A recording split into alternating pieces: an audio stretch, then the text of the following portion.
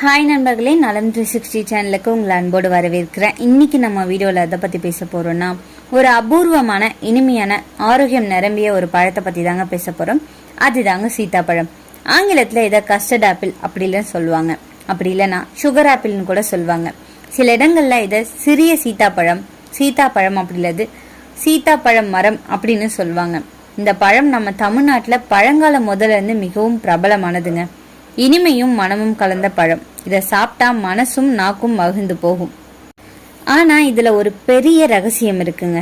சுவையோடு சேர்ந்து மருத்துவமும் ஆரோக்கியம், சக்தி, சகிப்பு சக்தி, மூளைக்கூறுகள் வரை பாதிக்கும் அளவுக்கு இதுல நல்ல நன்மைகள் இருக்கு. இன்னைக்கு அந்த எல்லா விஷயங்களையும் விரிவா பார்க்கலாம். அதோட சிலருக்கு இந்த பழம் சாப்பிட்டா வர பக்க விளைவுகள் பற்றியும் நம்ம முழுமையா தெரிஞ்சுக்க போறோம். அதுக்கு முன்னாடி நலம் 360 சேனலை சப்ஸ்கிரைப் பண்ணாதவங்க சப்ஸ்கிரைப் பண்ணிக்கோங்க. மறக்காம பக்கத்துல இருக்க பெல் ஐக்கானை பிரஸ் பண்ணிக்கோங்க. வாங்க வீடியோக்குள்ள போலாம். சீத்தாப்பழம் ஒரு வெப்பமண்டல பழம். இது சிறிய மரங்கள்ல விளையும். இதன் வெளிப்புற பச்சை நிறத்திலையும் குழிவுகள் கொண்ட வடிவத்திலையும் இருக்கும்.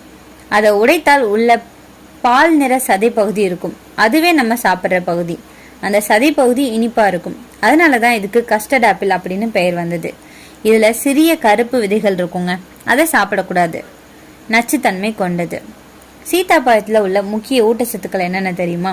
சீத்தாப்பழம் ஒரு முழுமையான ஊட்டச்சத்து பொக்கிஷம்னு சொல்லலாம். இதுல இருக்கிற முக்கிய ஊட்டச்சத்துக்கள் வைட்டமின் சி, உடல் நோய் எதிர்ப்பு சக்தியை அதிகரிக்குது. வைட்டமின் B6, மூளைக்கு தேவைப்படுற நரம்பு சக்தி இதுல இருந்து நமக்கு கிடைக்குது. மெக்னீசியம் மற்றும் பொட்டாசியம், இதய ஆரோக்கியத்துக்கு அவசியமான ஒண்ணு. அயன், இரத்த சோகையை தடுக்குது. டயட்ரி ஃபைபர், மலச்சிக்கலை தீர்க்குது. ஆன்டி ஆக்சிடென்ட்ஸ், உடல் செல்களை பாதுகாக்கும். அதாவது ஒரே பழத்துல இதய நலம் முதல் நோய் எதிர்ப்பு சக்தி வரை அனைத்துமே இருக்குன்னு சொல்லலாம். சீத்தாப்பழம் அதிக இனிப்பு சுவை கொண்டதுங்க. அதனால நீரிழிவு பிரச்சனை உள்ளவங்க எடுத்துக்கொள்றதை தவிர்க்கணும்னு சொல்லுவாங்க. ஆனா எப்போது எடுத்துக்கொள்ளலாம். அதே போல சில குறிப்பிட்ட சீசன்ல மட்டும் கிடைக்கிற இந்த பழத்தை கிடைக்கும் சமயங்கள்ல உணவுல அதிகம் சேர்த்துக்கொள்றதால பல்வேறு ஆரோக்கிய நன்மைகள் நமக்கு கிடைக்குதுங்க. இதய ஆரோக்கியத்தை மேம்படுத்துது.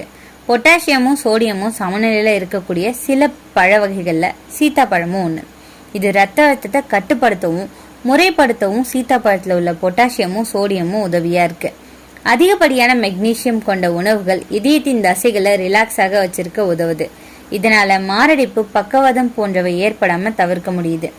சீத்தாப்பழத்துல உள்ள நார்ச்சத்துக்கள் மற்றும் நியாசின் போன்றவை உடல்ல உள்ள கெட்ட கொலஸ்ட்ராலை குறைச்சி நல்ல கொலஸ்ட்ராலை அதிகரிக்க செய்துங்க. கண் பார்வையை மேம்படுத்துது. சீத்தாப்பழத்துல வைட்டமின் சி அதிகமா இருக்கு. கண் ஆரோக்கியத்தை மேம்படுத்தும் ரிப்போஃப்ளேவின் சீத்தாப்பழத்துல அதிகமா இருக்கு. ஃப்ரீ ரேடிக்கல்ஸை எதிர்த்து போராடி சரும செல்களை சேதமடையாம பாதுகாக்குது. வயதாவதால ஏற்படுற கண் பார்வை சம்பந்தப்பட்ட பிரச்சனைகள் வராம தவிர்க்க சீத்தாப்பழம் அடிக்கடி சாப்பிட்றது நல்லதுங்க. புற்றுநோய் எதிர்ப்பு பண்புகளை கொண்டு இருக்கு. சீத்தாப்பழத்துல நிறைய ஃபிளவனாய்டுகள் இருக்கு. இது புற்றுநோய் எதிர்ப்பு பண்புகளை கொண்டவையா இருக்கு. அதோட சீத்தாப்பழத்துல ஆல்கலாய்டுகள் மற்றும் அசிடோஜனின் போன்றவை அதிகமா இருக்கு.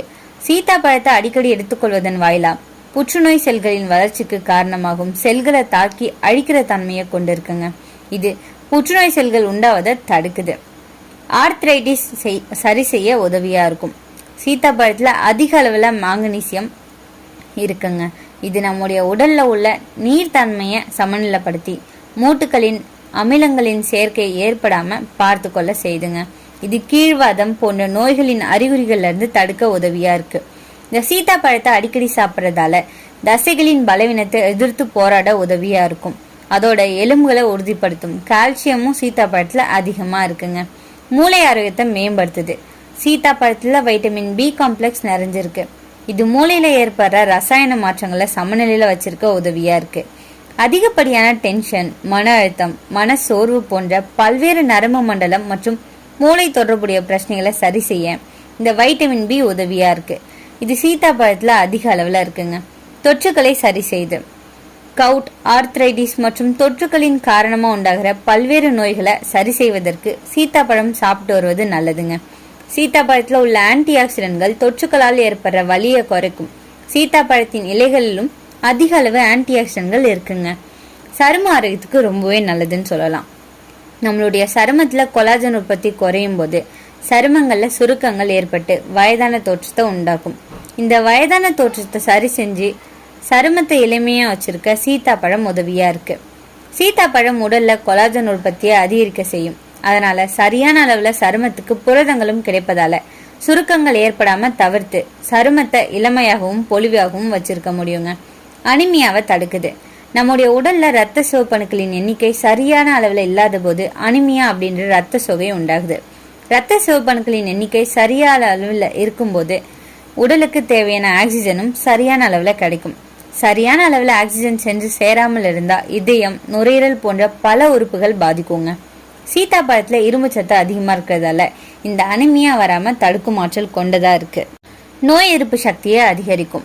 இதுல இருக்கிற வைட்டமின் சி, ஆன்டி ஆக்சிடென்ட்கள் நம்ம உடலை நோய்கள் இருந்து காப்பாற்றும். இதய ஆரோக்கியம். பொட்டாசியம், மெக்னீசியம் ரெண்டுமே சேர்ந்து ரத்த அழுத்தத்தை கட்டுப்படுத்தி இதய நோயை தடுக்குது.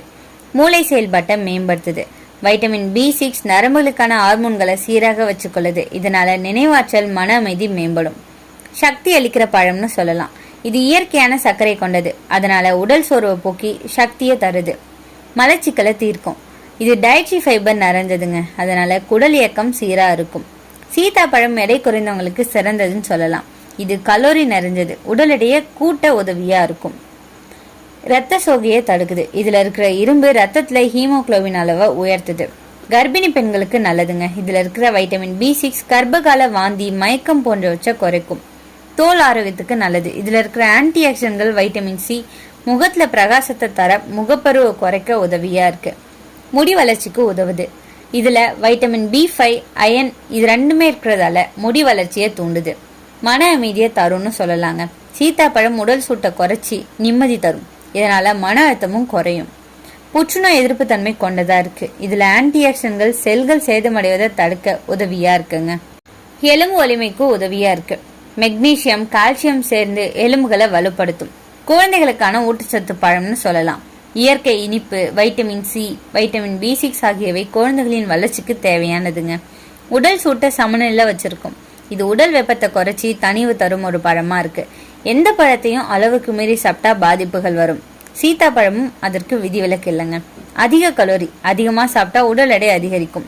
விதை நச்சுத்தன்மை கொண்டது. விதை உடைத்தால் உள்ள நச்சுத்தன்மை கொண்டது இருக்கும். அதனால அதை சாப்பிடக்கூடாது.